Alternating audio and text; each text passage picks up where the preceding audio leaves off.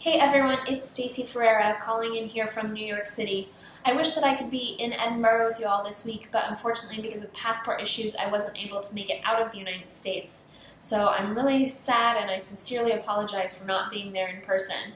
But I thought that I would show you all a quick little video with some tidbits on my entrepreneurial journey. I started my first business that was an internet security business that did username and password storage and auto login back in 2011 when I was just 18 years old. Started that business with my brother, grew it over the course of 2 years, and got acquired in 2013 by a company called Reputation.com in the San Francisco Bay Area in California. Worked at Reputation.com for a little while and then worked on publishing my own book called 2 Billion Under 20, and just recently started my next business, Forge, which is an on-demand labor marketplace. So I'm looking forward to sharing a few of my tips of things that I've learned over the past couple of years doing all this stuff. And if anyone has any questions, feel free to reach out. My email is stacy@staceyferreira.com. But here are some tips for all of you as you're going about starting your own entrepreneurial journey.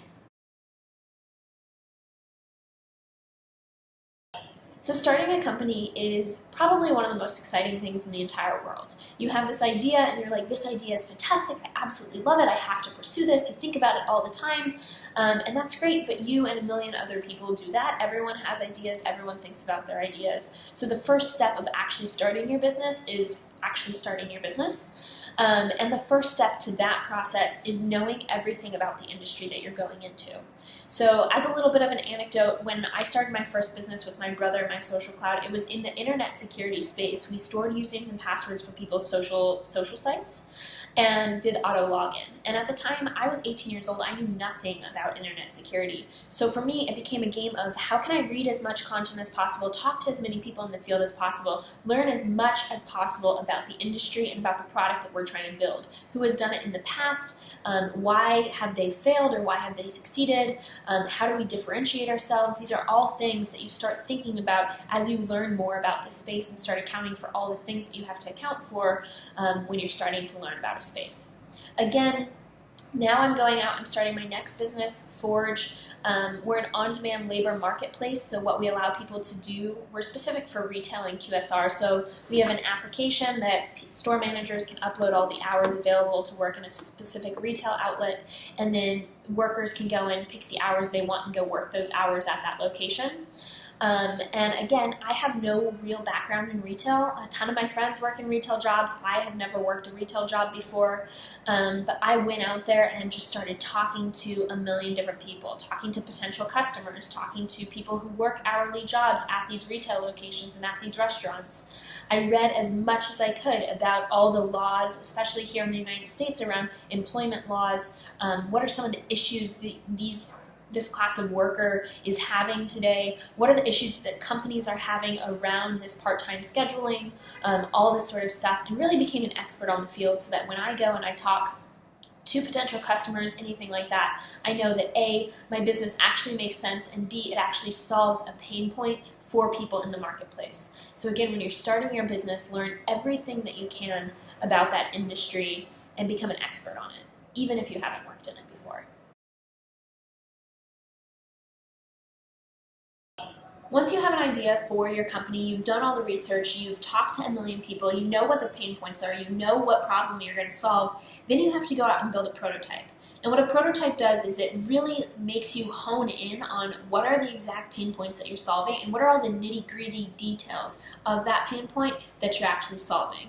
So in my case, which I apologize, but it's the only real case I have to draw on, it's in building technology companies. And in building a tech company, it's pretty easy to put together a website or put together a mobile app or put together at least just mock-ups of what these things look like. What are all the little buttons that people are going to have to push? What's the user experience like on both sides? For us, again, we're building right now an on-demand labor marketplace. So we have a company side of the platform, we have a workforce side of the platform. What are all the interactions that they're going to have? What's all the functionality that they're going to be able to do through our platform? What are the things we're going to provide? So for us, we spent a little bit of time building out those prototypes. We really honed in on it for probably 1 or 2 weeks. on the website, and then also on the mobile mock-up side. It's probably one week for each. But then what we've done over the course of the past couple of months, I've been working on this business for about 3 months now, is as we're talking to potential clients and customers, going out there saying, what's your feedback? And then building based off of that prototype, building in the new things that we're learning. So that's been really instrumental for us in terms of getting from just an idea to that prototype phase, so that as we go out and continue to talk to more clients and continue to talk to investors in the future, we have a prototype that actually makes sense in the market, that people are excited to use, they want to use, and ideally they would even sign something like a letter of intent to use the platform that we can then use as leverage to go raise a round of financing. So building that prototype is integral, just in terms of being able to know exactly what you're providing from a product standpoint, but then also knowing that it matches up, your product market fit matches with what your potential clients want in the future.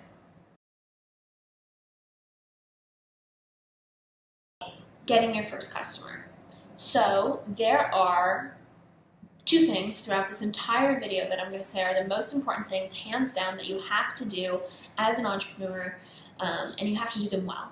And one of these things is getting your first customer and making sure that it's the right customer for your product, because that's going to set the standard for everyone else moving forward. And what I mean by that is making sure that your right customer that's paying you is your right product market fit, meaning that's the ideal customer that you want. So how do you go about getting this customer? First of all, you should have done in your researching all of the kind of thought process around what the business is, who the business is solving a pain point for, what is that pain point. So getting your first customer is just largely an extension of that. You should already have your first customer probably in that pool of people that you've talked to doing your research with. And so what you want to do then is make sure that it's the right person, that once you give them the ability to use your product or use your service, they're going to come back and be able to write a good case study for you, or write a good review for you and say, hey, I absolutely loved this thing. This is why everyone else should use it too. So your first customer should be someone who is willing to write that review, but probably likely also someone who's willing to give you honest feedback. So someone who's going to say, I really love this thing, I think it's awesome, I want to write a case study, I want to write a review for you because I like the effort that you're putting into this. But by the way, here are all the things, the list of things that I think could be better, or the things that could be improved in my experience. So finding your first customer is the balance of someone who has both of those things and is willing to do both of those things for you. And how do you find that customer? Again, it's probably in that pool of people that you've done your research with. And in the case of MySocialCloud, that was pretty much the case. A lot of the people that were our first customers, probably the first couple of thousand of them, were people that we had just talked to, or friends of ours who we were getting feedback from the product on. And then once it started to snowball, it started to become people that we picked up through other outlets. Sometimes, if you're doing an enterprise software, your first customer will be a friend of a friend who knows someone who is the decision maker at a specific company that you're trying to get into. And so it's always good to know that your first customers are actually not that far away from you. They're probably people you've already talked to, and if not, they're people that you can definitely get in touch with over things like LinkedIn. So just search for them and find those people who really have that pain point and are willing to work with you and for you to get the product off the ground. When you've gotten your first customer, you've gotten their feedback, you've made little iterations on your product or your service based off of that customer feedback, you're ready to go, you're ready to scale the business, you're ready to bring it out to the masses, the next thing that you have to do is actually roll out your product. And so how do you go about doing this? Well, it looks different in every type of business. If you're a consumer business, a lot of times it means blasting it out through email lists or buying ads in games. A lot of times they do this thing where they spend a ton of money, they spend a ton of ad spend on things like Facebook ads and Twitter ads, and then what they do is they make it spike on the App Store, and then once you're on the App Store, you're pretty much on the App Store and you just kind of oscillate in the top of the games system. So find whatever works for your industry. That's kind of the way to go for consumer. When you're going to enterprise, it's a lot different. You're going out and you're actually building out a sales team, or you're talking to lots of clients at once and going through this sometimes 6 to 12 month process of actually selling a software. So in my experience, rollout has been very different between MySocialCloud and between Forge. With MySocialCloud, it was as simple as I say simple, it's not simple, it's never simple. But what we did that way is we did a lot of email marketing, a lot of email campaigns. We did some advertising, not really because we didn't really have a marketing budget at the time, but tried to do spend as little as much as possible on that sort of stuff. And roll it out just through organic means, people talking to people. And that's certainly one way to go. And then on the Forge side, it's very, very different because we're selling this into enterprise through an enterprise sales model. So what we're doing is me as the sales team going out and building out decks and pitches for all of the potential clients that we're going after, and having sometimes between 3 and 6 to 7 meetings with clients before they're actually signing on with us and agreeing to implement the software that we're building. So rollout for us looks very different, and as we scale, as we grow, it will continue to look different, as we'll be building out primarily a sales team, whereas for consumer-based stuff, it's more heavy on marketing, PR teams, and just making sure that the product experience is perfect. So again, rollout's very different for those two things. If you have a physical product, a lot of times rollout, again, is super, super different. Sometimes you're putting it on Indiegogo, sometimes you're just going out and getting distribution with large retail chains or whatever it may be, or you're selling it on the TV networks, whatever it is. It looks different across all these different industries. But the biggest thing to keep in mind is talk to mentors. One of the biggest things that I've learned, especially going through Forge today, is that I'm learning a ton about rollout through the mentors that I have involved. A lot of them are actually helping every day on the sales process, helping me refine the pitch deck, sometimes even taking sales meetings with me. So find those mentors who are going to be really, really helpful to your product and your business, and get advice from them on how to roll out specific to your business. Hiring. So hiring is probably the most important thing that you'll ever do in your business ever, hands down, is making sure that you're bringing on the right team. So at MySocialCloud, we had an amazing team. We had 12 people on the team. We made a couple bad hires throughout the course of the 2 years, and they weren't bad because they were bad people. They just weren't the right fit for us. They weren't the right culture fit. And the one biggest lesson that I took away from MySocialCloud is making sure that you hire slow and, as harsh as it sounds, fire fast. So hire people slow, make sure that when you're bringing them into the company, they're the right person in the company. And there are 4 things that I really screen for this. It's motivation fit. Are they motivated? Because if they're not motivated, you can't do anything else with them. So motivation fit, culture fit. Are they the right person for your company culture? If everyone else on your team is fun? Are they outgoing? If everyone on your team likes to just sit behind a desk, do they just like to sit behind a desk? Are they the right culture fit? Then skills fit. Do they have the right skills for your team? If you're looking to hire someone in engineering, you probably shouldn't hire someone who has only marketing experience or only marketing skills. So hiring for the right skills, and then hiring for the right skill and experience level. So the 4th thing is, do they have experience in this particular field? Have they done anything in this space before? And if not, it's not necessarily a deal breaker. Again, in my mind, motivation comes first, culture comes second, skills come third, and then expertise comes fourth. Just in the sense that if someone's motivated, if they're the right culture fit, they're excited to learn, and they have the basic level of skills, they can become an expert on something. They can become the one that knows everything about a specific segment that you need for your business. So make sure that motivation and culture are definitely there. And then the half of this that I don't like to talk about, but it's necessary, is fire fast. If you make a bad hiring decision, never once have I made a hiring decision that I was like, oh man, this person isn't really performing well, but let me just give them another chance. Let me give them 3 more, 6 more months. Never works out. So just cut your losses, cut their losses, help them get job placement into the next place, but hire fast or hire slow and fire fast.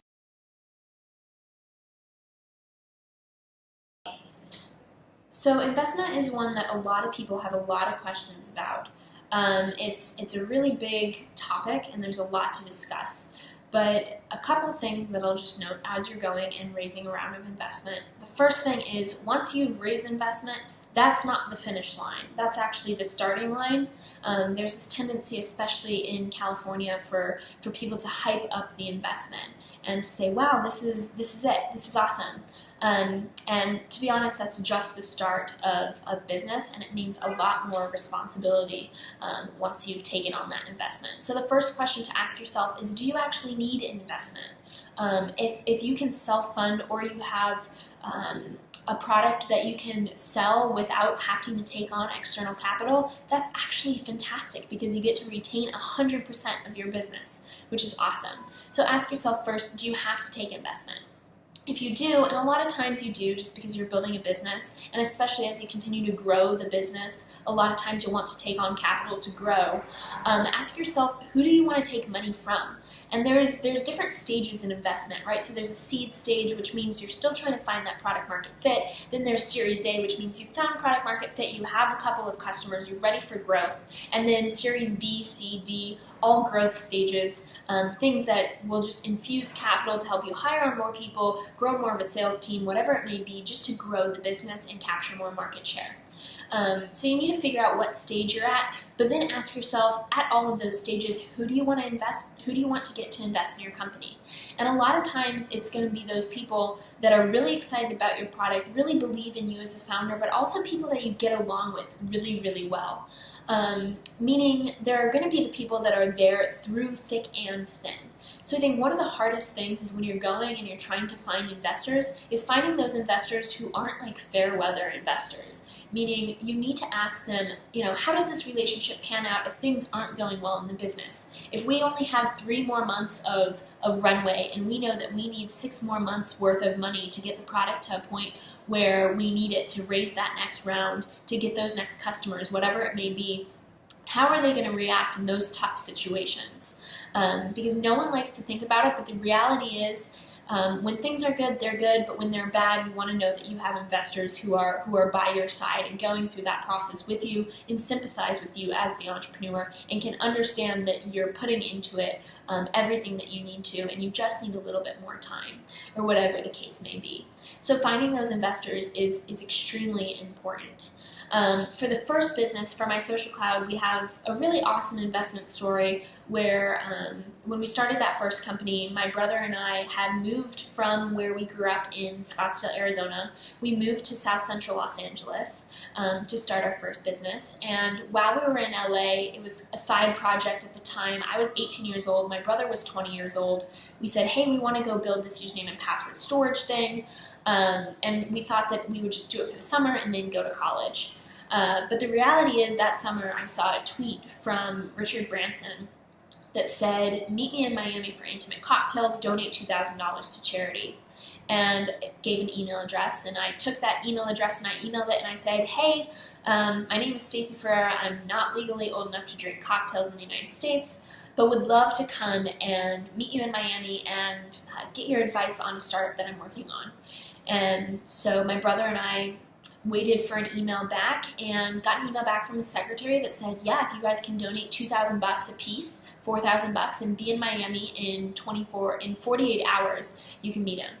And so my brother and I are like these broke college kids who had moved to California in the first place because our parents said, you need to learn how to be financially independent. So we did the only thing we could think to do at the time, and we called up mom and dad and we said, hey, there's this really amazing opportunity to go meet this guy, Richard Branson, who's one of the world's well-known entrepreneurs. Could we borrow $4,000? And my dad, being the businessman that he is, said, write out a proposal for me. Where's the money going? What's the payment plan? How you plan to pay me back? What happens if you can't pay me back? So we wrote out this entire plan for my dad, sent it over to him. Make a long story short, he ended up letting us borrow the money with the stipulation that we pay it back in 3 months. So we took the money, donated it, flew to Miami, met with Branson over the course of 2 days, and he and 2 of his buddies, Jerry Murdoch of Insight Venture Partners and Alex Welch, who founded and sold PhotoBucket, the 3 of them ended up coming in on our seed round. We raised $1.2 million that summer to kickstart that business and make it grow from there. So everyone has a funding story. Sometimes you get super lucky with stories like that. A lot of times raising money is more of an investment, more of a slog. So for Forge, for example, there was no tweet, nothing that happened. I'm going through the investment, just like the investment rounds, just like everyone else. Going out there, sending out emails to all of these investors that I've made connections with over the past couple of years as I've built my social cloud and kept in touch with people. And what I'm doing this time, just as way of comparison, is I'm actually making a list of high-touch investors, medium investors, and investors that are ones that I might want in the round but not 100% sure. And what I'm doing is I'm bucketing them 20, 20, 20 in all of those groups, and then reaching out to all of those groups saying, here's a 2-week time span that I'm taking meetings. Would you be interested in taking a meeting to learn more about Forge and what we're doing? Trying to schedule meetings in those 2-week increments, starting with some of those middle tier investors that I really like involved in the round. They're not my first choice, but I'd like them. Having conversations with them to kind of get a little bit of practice, seek the kinds of questions people are going to ask, and then going after those high-touch investors and saying, hey, here's a 2-week chunk that I'm meeting with people. Are you interested in Forge? Here's what we're working on. And then after those 3 sets of 2 weeks, going out and finalizing the round.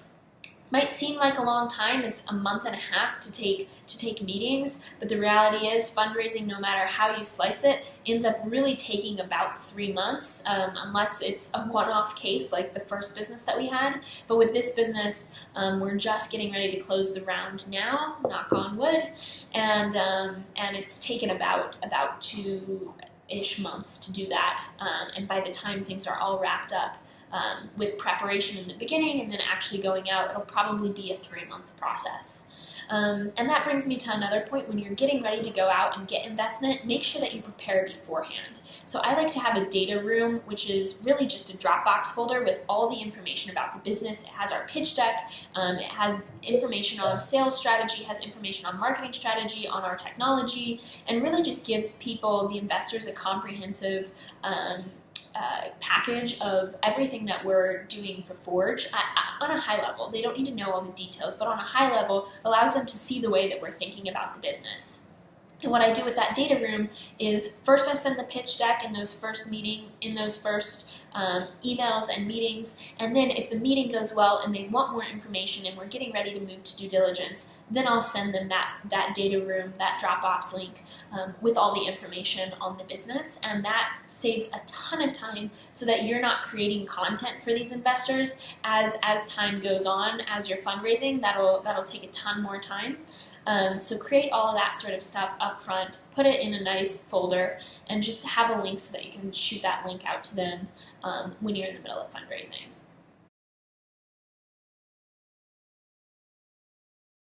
At some point in your business's life cycle, you may come across an acquisition offer or a few acquisition offers. So when you're thinking about weighing the pros and cons, it's important to really think about questions like, do you like the companies that are looking to acquire you? Have you gone in, sat in their offices, talked to the people that you might be working with if you're acquired and have to work at that company?